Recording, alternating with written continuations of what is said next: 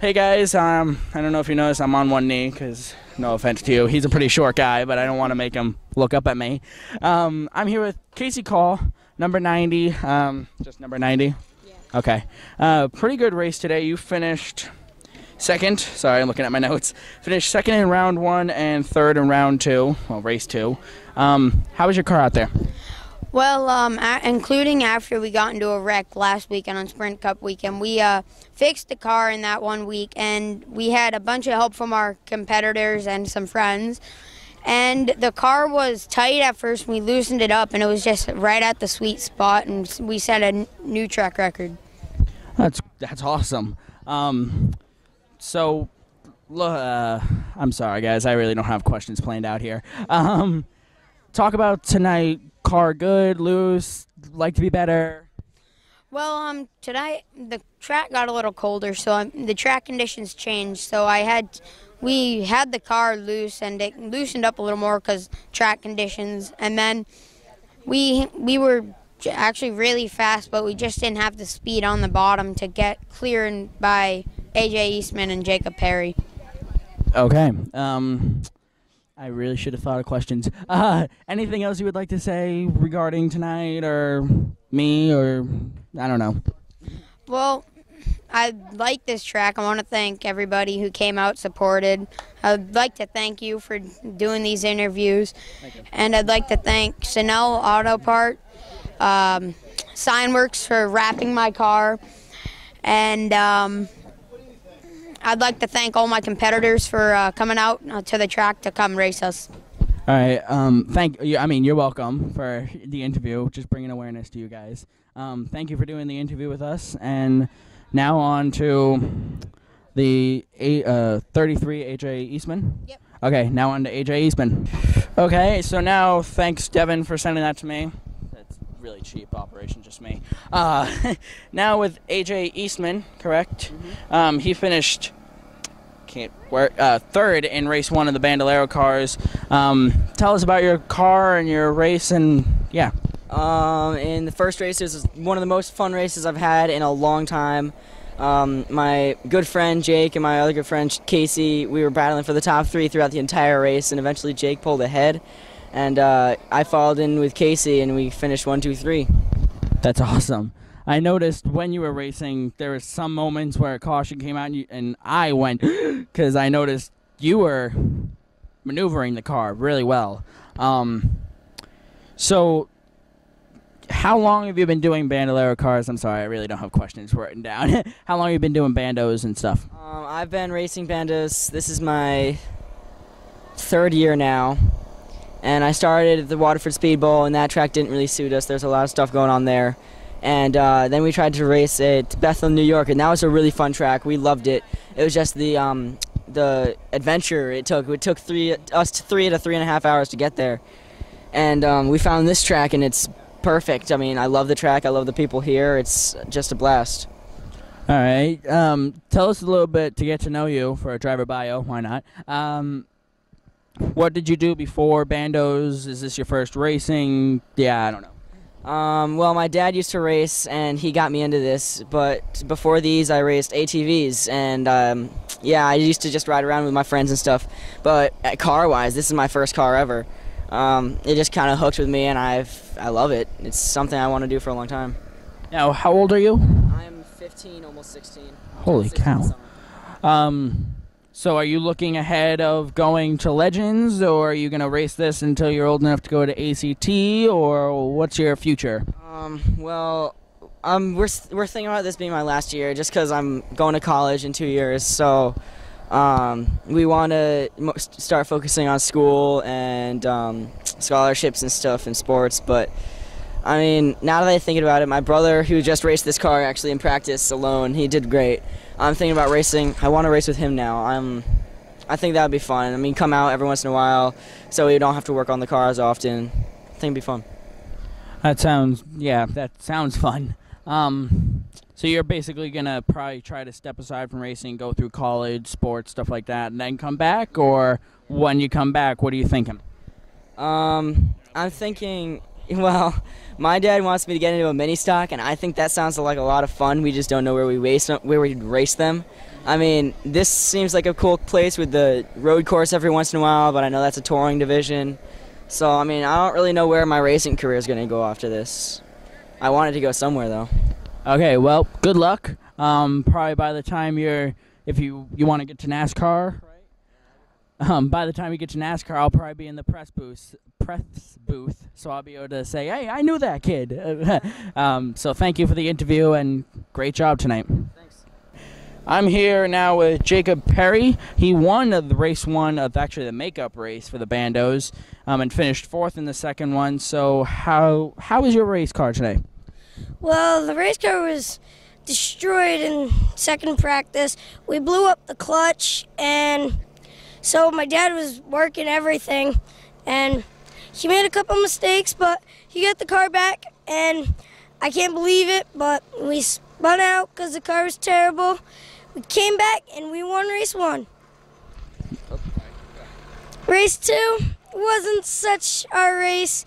The brakes were dragging and they were locking up, and the motor was over revving. Car wasn't the best. I noticed in race two, you got caught up in one of the wrecks, right? In turn 3 and 4, I believe. Then I said it on the show how amazing you were right back in third. But how was that in the wreck? Like, you got caught up in it, wasn't? Well, actually, me and Robby were the ones who started the wreck.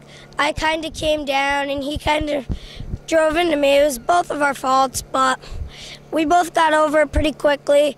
And when somebody gets me angry, I don't drive back into them. I make myself work even harder to get back to the front. That sounds like a great race car driver right there, and you are one. So tell us a little bit about your racing history, how old you are, yeah. Well, I'm 12 years old. I started racing Bandoleros at 8 at a track named Waterford Speed Bowl. I'm from Connecticut. I used to run quarter midgets from age 4 to age 8. I retired, youngest driver ever, moved up one of these, happy with these, and hopefully moving up next year, either a legend or a mini stock. That's awesome. Do you ever want to be in NASCAR, or are you like, NASCAR's not my thing, or? NASCAR's definitely my thing. I mean, I was up here Cup weekend cheering them on. I love NASCAR. I don't know if you can tell, but this is one of Kevin Harvick's old cars from 2004. I just kind of changed up the number. I didn't even know that. That's awesome. So you hope to get into Cup racing in the near future? Definitely in the near future. I don't want to wait. I'm not a big patience boy. So probably by the time you get to the Cup Series, I'll be in the booth and I'll be able to say, hey, I knew that kid when he was racing at NHMS. So that's pretty cool. Good job tonight. Anything else you would like to say?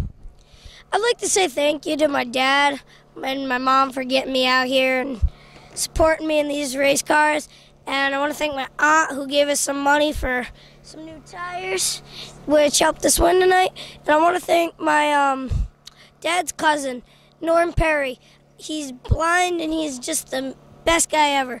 He builds modified motors and he helped my brakes because I had brake problems all through the season earlier on, and he helped me get the win today. So I want to thank everybody on my crew.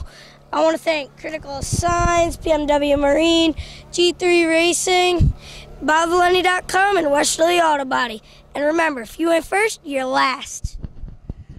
Thank you for doing the interview with us, and great job tonight. Thank you. Last but not least, I didn't mean to make it seem like that. Robby Gordon Douglas, you finished. Sorry, should have been ready. You finished second in the second race, and where did you finish on the first race? Well, we kind of had a little issue and got taken out, and so we ended up, I think, last in the first race. I'm sorry. I don't mean to bring up bad memories. Second place, though. You came back from the first race and the second race. Tell us about your car tonight, and yeah. Well, first of all, I'd like to thank a couple people. I'd like to thank MCD Satellite and Wiring. I'd like to also thank and mention the DT100 in Maine that comes up in March. I'd like to thank JD Ducato and Sons Fueling, Granite State Dyno and Tune, my grandfather for helping me put the car back together, and Ryan Ux, one of the flagmen, for helping me put the car back together. But in the second race, I was a bit mad at the first one, so I think that made me more aggressive for the second one. I just went out, drove my line, was able to drive under people and drive up top, and the car really handled well anywhere. And as soon as I just got by people, unfortunately I couldn't get by the 33, but getting by 2 people after getting wrecked in a first race was really good, considering we had to put the car back together. You finished, like you just said, you came back and you finished second, and we were talking to Jacob Perry, and he was saying how I believe he said you and him got in a wreck in race 2. You rallied back to finish second. Tell us a little bit about that. Well, I was being a little too aggressive. Him and Casey Call were bump drafting down the back straightaway, and I went to go low, and unfortunately I dive bombed him, and we just got together. I don't know if he didn't see me or not, but it wasn't my spot to take, and it was my fault. I mean, starting from the back isn't very fun. I mean, you look up the field, even though it's 7 or 8 cars, and it's really, I don't know any words but depressing. I mean, you look up the field and you know you have to get by him to pass that first and second place car. And fortunately, we were able to get by them quickly, but we couldn't catch up to them. And so once the caution came out, we were able to catch up to them, and a couple of mistakes were made in front of us, and we were able to capitalize and get second place. Sounds like a typical race weekend to me.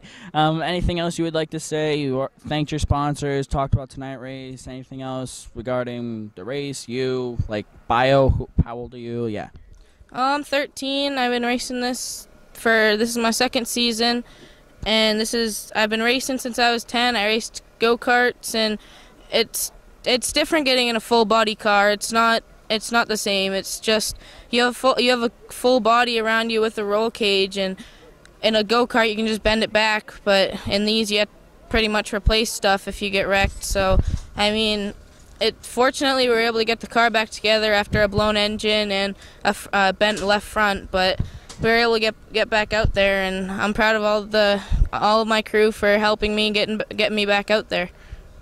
All right.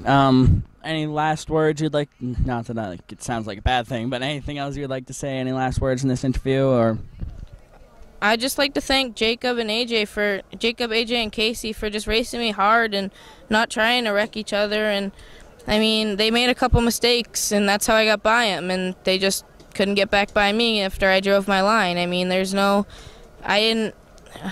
Jacob and I talked about the wreck. I mean, he said it's fine. He didn't do anything. I didn't do anything. It's just racing. I mean, it was just a racing incident. So it's also a good teaching, like learning how to race hard. So thank you for the interview. Great job tonight. This is definitely not going to be the last interview that you and I do. That's going to do it for us. Back up to you, topside, Devin.